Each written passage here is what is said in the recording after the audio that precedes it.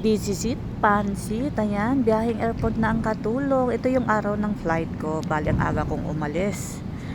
Di na ako mapakali guys, kahit 6 o'clock yung flight ko, umalis ako ng alas 2, kahit malapit lang yung airport sa bahay namin, talagang umalis na ako ng maaga.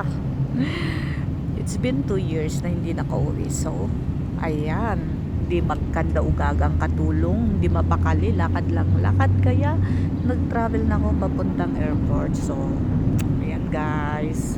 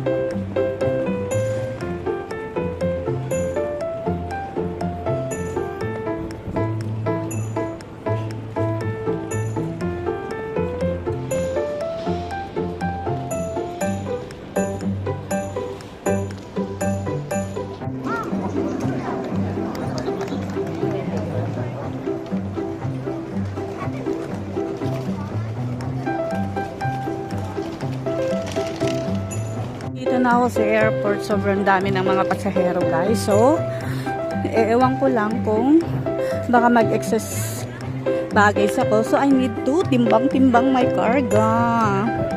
Excited ako guys. It's been 2 years na hindi ako nakauwi. Ayan, sobrang dami. So, itimbang natin.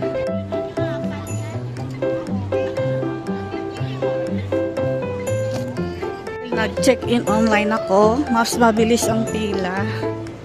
So, yung mga hindi naka-check-in, ayan.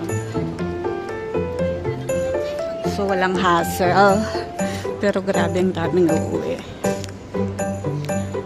Na ako sa aking gate. So, gate 24 yung nakasa